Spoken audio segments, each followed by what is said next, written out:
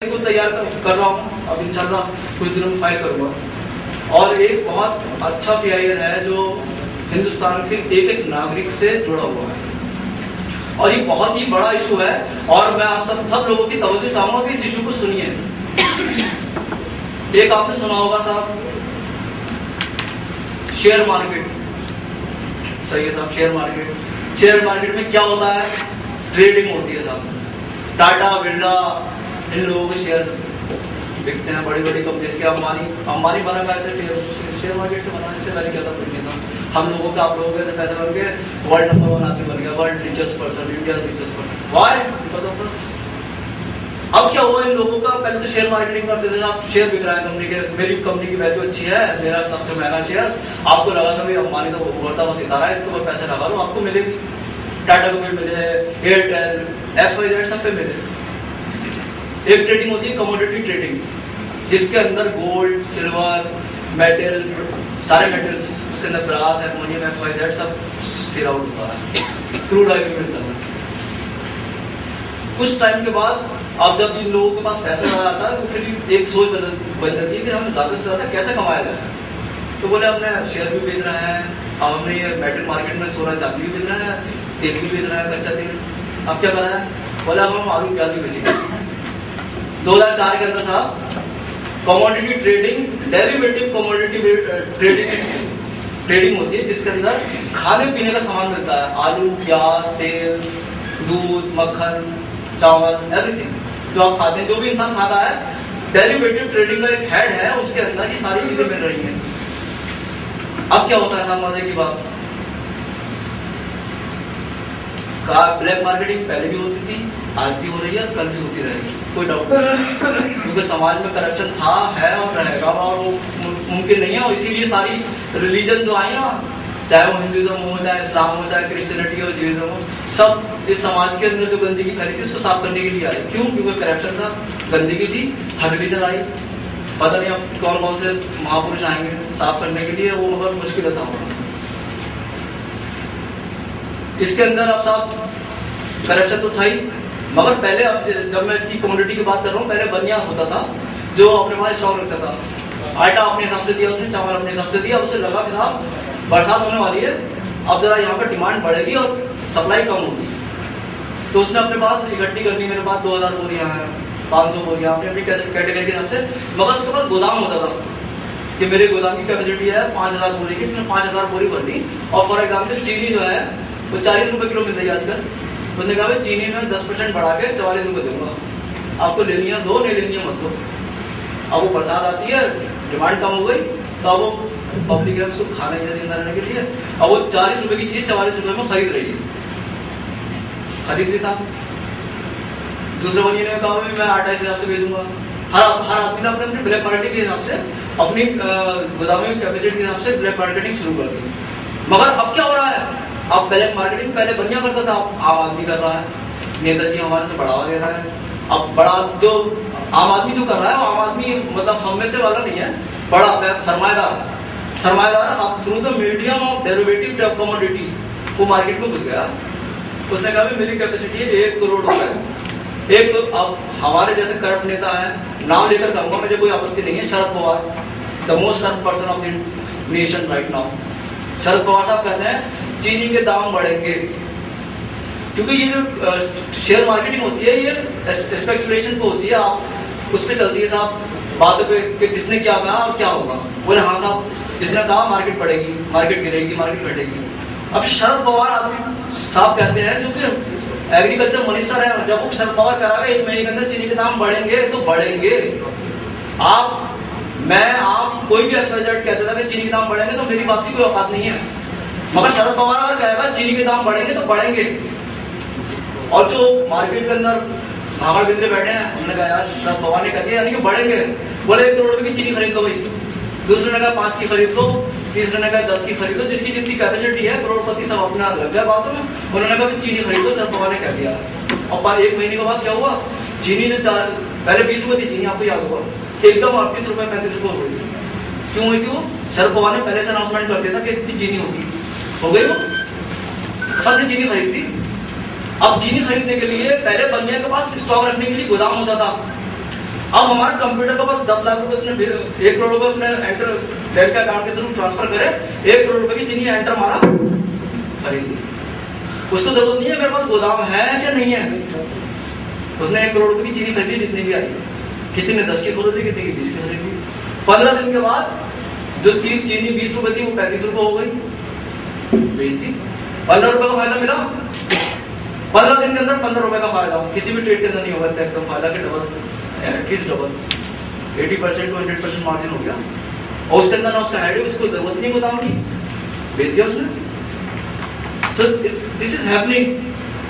Correct politician, correct system, ये वाला PIL मेरा बहुत इंपॉर्टेंट पीआईएल है, राइट टू फूड से जुड़ा हुआ है।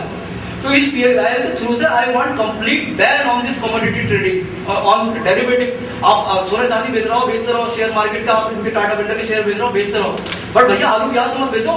क्या कर रहे हो आप ये? मगर नहीं साहब, सरकार के पास अब मैं रिसर्च करने बैठा हूँ, यकीन मानिए मुझे 6 महीने हो गए रिसर्च करते हुए। सरकारी आंकड़े उन्होंने इतने स्ट्रॉन्ग अपने फैक्ट कर, ये जमीनी हकीकत बताई मैंने जो आप सब लोग मानेंगे। और ये महंगाई की वजह क्या है? महंगाई की वजह ये नहीं है कि हमारी जमीनों ने कम उगाना शुरू कर दिया या हम लोगों ने 4 के 2 के बजाय 4 रोटी खानी शुरू कर दी। हम उतना ही खा रहे हैं, हमारी जमीनें उतना ही उगा रही है, एक्सपोर्ट हो रहा है, एक्सपोर्ट भी वन ऑफ द कॉज है, बट इतना बड़ा एक्सपोर्ट नहीं आ रहा जितना बड़ा कॉज ये है। मगर मैं रिसर्च कर रहा हूँ 6 महीने से, और मेरे हाथ में मुश्किल से, अगर मैं 2020 की रिसर्च करता हूँ तो मुश्किल से 20 पेज आते हैं जो मेरे फेवर के होते हैं। उन लोगों ने इतनी स्टडी करानी है अपने फेवर के अंदर, जो भी स्टडी करो, यूनिवर्सिटी है, पैसा है सरकार का पास, आपको मैं 2 लाख रुपए दूंगा, स्टडी करो मेरे फेवर में, आपको मैं 3 लाख रुपए दूंगा, स्टडी करो मेरे फेवर में। सारी स्टडी आने के बाद नेट पे डाल दी। अब मेरे फेवर की जो स्टडी है वो मुझे मिल ही नहीं रही। थोड़े से हार्ड फैक्ट्स मिल रहा है, सीपीआई के आर्टिकल मिल रहा है जो कि यूज के नहीं है, मेरे काम के नहीं है, मगर ये जमीनी हकीकत है। अब कोर्ट कहेगी कि लाइए साहब स्टडी लाइए, अब स्टडी तो बीके आदमी की है, मैं कहा सकूं, बट फैक्ट तो है ये।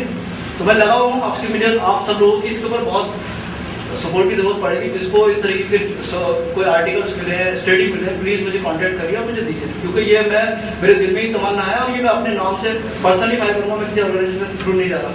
एज बीइंग अ लॉयर और being a activist, human rights activist, ये बहुत जरूरी किया है जो करना है। तो मुझे आप लोगों की बहुत सब जरूरत रहेगी।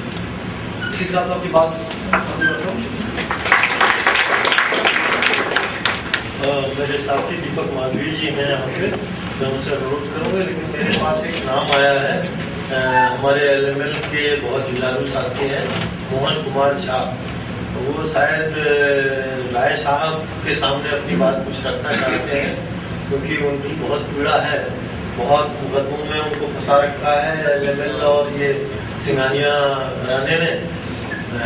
वो मैं उनसे अनुरोध करूँगा कि वो आवें और अपनी बात रखें, क्योंकि वो चाहते हैं कि जब वो अपनी बात रख लें तो राय साहब जैसे जो लोग बैठे हैं इलाहाबाद हाई कोर्ट में, वो उनको उपयुक्त मशवरा देंगे कि कैसे उनकी समस्याओं का निदान हो।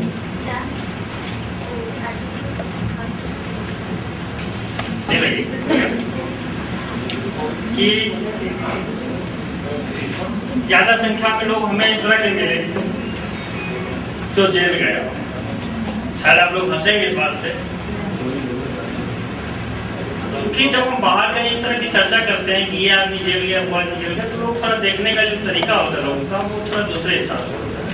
लेकिन हकीकत यही है कि जो दूसरे के लिए कुछ अपनी वो करते हैं, अपने आप को इस तरह काम करते हैं, तो अच्छा लगता है। हमारे साथ भी कुछ इस तरह की घटना घटी, क्योंकि मैं एलएमएल में सर्विस करता था और एक संगठन हम लोगों ने तैयार करा, और पिछले 25 साल से हम लोगों ने बहुत कोशिश करी, लेकिन मैनेजमेंट ने संगठन नहीं बनने दिया। जब तालाबंदी हो गई उसके बाद हम लोगों ने संगठन बनाया। संगठन बनाने के बाद फिर आए दिन डीएम साहब, कमिश्नर साहब, ये साहब वो साहब सब करते रहे। अचानक कुछ ऐसी हम लोगों की फाइल थी जिसके लिए अक्सर हम लोग को ये कहा जाता था आप 2 दिन बाद आइए। 2 दिन बाद गए, फिर 4 दिन बाद आइए, 4 दिन बाद गए, फिर 1 महीने बाद आइए।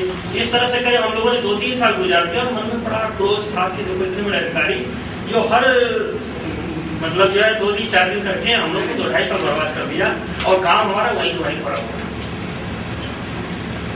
साहब हम लोग पहुंचे वहाँ श्रम मंत्री बादशाह सिंह उस दिन आने वाले थे कानपुर शहर में, यहीं लेबर कोर्ट में ही, और करीब 1200-1300 मजदूर थे हम लोग वहाँ पे सभी आए थे। उसमें कुछ उनके साथ क्या हुआ नहीं हुआ हम लोग भी नहीं जान पाए, क्योंकि हम मजदूरों को संबोधित कर रहे थे। पीछे कुछ हंगामा हो गया, उस हंगामे में उन्होंने उठा करके, क्योंकि हम उसके मुखिया थे, तो हम 5 लोगों को ये कह के बुलाया कि आप वार्ता करने के लिए चले हमारे साथ। 5 लोग हम गए, पीछे से कुछ साथी और अरेस्ट हो गए। इस तरह से 127 लोग हम लोग जेल से जो वैसे गए थे पीछे से, उनको किसी को 20 दिन बाद छोड़ा, किसी को 1 महीने बाद छोड़ा। हमको 6 महीने 7 दिन बाद हमारी जमानत हुई। और जमानत भी कैसे हुई, जिसमें मैं आप लोगों के सामने इस बात को रखना सही समझूंगा, क्योंकि इसमें मेरे परिवार वालों का कोई रोल नहीं था जिसमें मेरी जमानत हुई। मेरे परिवार वालों का सिर्फ इतना रोल था कि कभी मौके पे हमारे जो इसमें शुक्ला जी हैं, एक राय साहब हैं, इन लोगों से संपर्क बनाए रखते थे और केवल इतना पूछते थे कि साहब आगे क्या हो रहा है, कब तक छूट जाएंगे लोग, कैसे कब बाहर निकलेंगे, उसके लिए क्या करना पड़ेगा। बाकी करने के लिए उनके पास कुछ भी नहीं था। और इन लोगों ने यहाँ से लेकर के लखनऊ, लखनऊ से लेकर के इलाहाबाद, हर जगह से इन सब बातों को रखा। और हम लोग 6 महीने 7 दिन थे, लगभग सभी लोग बाहर आए। उसमें मेरे साथी एक ऐसे भी थे, 2 साथी, जो मौके पे कानपुर में नहीं थे। मैं ये बात इसलिए भी रख रहा हूँ कि जैसे ये फर्जी केस और ये सब जो बातें आ रही हैं और कई लोगों ने इस बात को रखा, तो उसकी एक कड़ी ये भी लगती है कि शायद ये बात मैं आप लोगों के बीच रखूँ। जो मेरे साथी अभी बैठे भी हैं यहाँ पे, वो साथी हमारे उस दिन इलाहाबाद गए हुए थे, उनके पास टिकट भी थे उस ट्रेन के, उस दिन के। उन्होंने जो वहाँ फाइल किया उसकी भी वहाँ पे उन्होंने अपनी हाजिरी लगा रखी थी। ये सब कुछ होने के बावजूद भी जब वो वहां से इलाहाबाद से कानपुर आए तो इनके ऊपर पुलिस ने दबिश डाली। फिर ये इधर उधर अपने जो है जमानत के लिए कोशिश करते रहे, लेकिन नहीं कुछ हुआ। लास्ट में काफी देर बाद इनको अपने आप को सरेंडर करना पड़ा और ये फिर जेल चले गए। तो कहने मतलब ये है कि इतना सब कुछ जो आदमी मौके पे मौजूद नहीं है, इस शहर में ही नहीं है। उन्होंने कई प्रूफ भी बताए कि मेरे पास टिकट है, मेरे पास वहाँ हाईकोर्ट में मैं उपस्थित रहा हूँ, इसकी भी मेरे पास वो है। मोबाइल में, चूंकि आप जानते हैं कि हर क्षेत्र का जब आप एक क्षेत्र से दूसरे क्षेत्र में जाते हैं तो उसका भी आता है, उन्होंने अपना वो निकलवाया, सारी बातें हुई, लेकिन किसी ने मानने को तैयार नहीं। और चूंकि आपके ऊपर एक बार लग गया तो वो आपको भुगतना ही पड़ेगा। हम साफ सुथरे हैं, ये तो बात की बात है, कोर्ट बात भी ये तय करेगी, लेकिन तत्काल जो पुलिस ने आपके ऊपर लगाया वो आपको भोगना ही पड़ेगा, जेल जाना ही पड़ेगा। जमानत जब आप करा पाए, आपकी ताकत, आपकी किस्मत। तो साथियों, मैं कुल मिला के मैं ज्यादा अनुभव नहीं रखता हूँ, ज्यादा जानकारी नहीं है मुझे इन सब चीजों के बारे में, लेकिन इतना मैं जरूर कहूंगा कि जब भी आप परिवर्तन की बात करेंगे, ये भी एक बहुत बड़ा परिवर्तन है। जब भी आप परिवर्तन की बात करेंगे, कुछ लोगों को खुजली होती है, होगी और होती रहेगी। ये शुरू से होता है। जब राजा महाराजा थे, जब देश आजाद हुआ, करीब में टीवी में थोड़ा सा देखने को मिला हमको, जब तक पहुंचा कि जो राजा लोग थे वो देश आजाद एक तरफ होने की तैयारी हो रही है, उनकी खुजली अलग हो रही है। वो अलग परेशान है कि मेरी सत्ता कहाँ जाएगी, मैं पाकिस्तान के साथ जुड़ूं या हिंदुस्तान के साथ जुड़ूं। तो आज भी यही आलम है। जो बड़े लोग हैं, जो नेता लोग हैं, जिनको घर बैठे अरबों खरबों खाने को मिल रहे हैं, वो आपको क्यों वो अधिकार देंगे, आपको क्यों वो आजादी देंगे जिसकी वजह से आप उनके लिए समस्या बन जाओ। तो इन सब चीजों को हमको आपको सोचना पड़ेगा, ध्यान देना पड़ेगा। और इसके लिए मैं आपको बताऊं कि मैंने एक अपनी नोट तैयार करी है और मैं मंच पे खड़े होकर आप लोगों को भी ये चीज बता दूं कि मैंने ये मन बनाया कि सबसे पहले जो ये लोगों के बीच में जा करके और गांव में जा करके और स्कूल कॉलेजों में जा करके इस काम के लिए मैंने अपना एक पर्चा तैयार करा है और मैंने मन बनाया है कि कम से कम 1 लाख पेज पहले में छपवा करके और इसको लोगों को जागरूक का काम मैं करूंगा।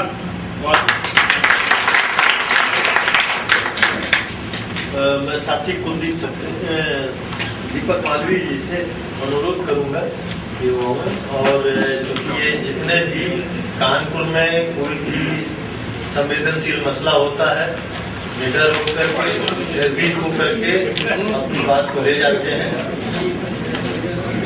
इनके क्या तजुर्बे हैं, इनकी क्या पीड़ा है और इनकी क्या चाहत है, उसके बारे में ये लोगों के सामने।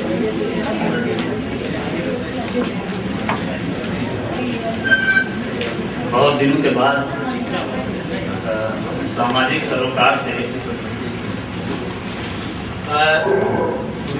मुझे कहा गया है, हमारे जो वकील दोस्त हैं वो सब लोग जो हैं कृपा करके रुके रहें, क्योंकि इस कार्यक्रम के अंत में एक यूनिट का गठन होना है राय साहब के हमारे नेतृत्व में, और जिसमें आपकी उपस्थिति, आपकी भूमिका, इन सब के बारे में चर्चा होनी है।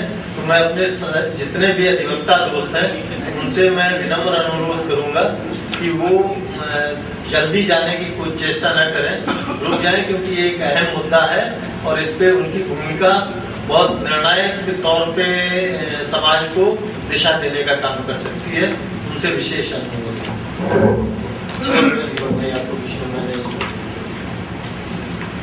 साथियों, यही कह रहा था कि बहुत दिनों के बाद जो सामाजिक सरोकार से आम आदमी के हितों के लिए लड़ने वाले लोग एक साथ दिख रहे हैं और सब्जेक्ट वाइज जो हम लोग पूरा डिस्कशन कर रहे हैं, लेकिन ज्यादातर लोग हल चाहते थे, लेकिन डॉक्टर भी मरीज बन गया है, क्योंकि पूरे डिस्कशन में हल जो होना चाहिए उस पर निराशा जाहिर करेंगे। कानून होना एक अलग बात है, लेकिन कानून को लागू करवा पाना ये एक बड़ी समस्या है। तो संजय भाई ने भी कहा बहुत सी चीजें कि कितनी पीआईएल दाखिल करेंगे, उनका क्या हश्र हुआ, तो उस पर एक दबाव समूह जो होता है वो बड़ा काम करता है। जो पब्लिक का एक दबाव है तमाम चीजों पर, अदालतें वही ज्यादा जोर देती हैं और उस मुकदमे को प्रभावित भी नहीं कर सकता। अदालत भी डरती है कि ये मुद्दा सबके बीच में आ चुका है। तो ऐसे समय में जो जन दबाव है, जनता के लिए कानून केंद्र सरकार ने 2005 में बनाया, आरटीआई, राइट टू इंफॉर्मेशन, सूचना का अधिकार कानून, कि आप 10 रुपए का पोस्टल आर्डर लीजिए, किसी भी विभाग से सूचना मांग सकते हैं। उसका हश्र क्या हो रहा है अपने प्रदेश में ये लोग जानते हैं। हम लोग ने शुरू में इस शहर में घूस का भूसा अभियान चलाया था, खूब चला और खूब दबाव भी बना, लेकिन धीरे धीरे सरकार ने उस कानून को ऐसी की तैसी कर दी। जो लड़ने वाले लोग थे मारे जाने लगे, एक्टिविस्ट, और अधिकारियों ने सूचना देने का जो समय था कि आप 30 दिन के बाद या इतने समय के बाद सूचना नहीं देंगे तो आपके ऊपर 25,000 रुपए का जुर्माना और आपको कारण बताओ नोटिस दी जाएगी, वो सब कुछ नहीं हो रहा है। कारण ये है कि जो लड़ाई लड़ने वाले लोग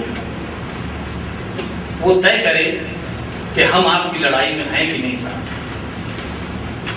हमने देखा कि तमाम आंदोलनों का हश्र सरकार ने मिट्टी में मिला दिया, इसलिए कि हमारे बीच में जो बंटवारा है, हमारे काबिल वकील ने कहा इलाहाबाद हाई कोर्ट के, वो समस्या बताते बताते बेचारे खुद पीड़ित थे, लेकिन बावजूद उसके मैं ये कहना चाहूंगा कि जो बात आई कि यहाँ पे कोई जमीन कौन ले सकता है, ऐसे उदाहरण बहुत से हमारे दलित और मुस्लिम साथी जो वास्तव में कानून से भी अगर मिल जाए तो भी वहां रहने का क्या फायदा। अगर हम कहीं रहना चाहें कानून हमें दिला देगा। मैं दूसरी बात भी कहता हूं, क्या हमारे आपके बीच में हम भी नहीं है पड़ोसी उसके, हमारी आवाज क्यों नहीं निकलती। कानून तो किसी भी तरह निकाल देगा, लेकिन जो सोशल जस्टिस है इस देश में, सामाजिक न्याय की लड़ाई लड़ने के लिए जो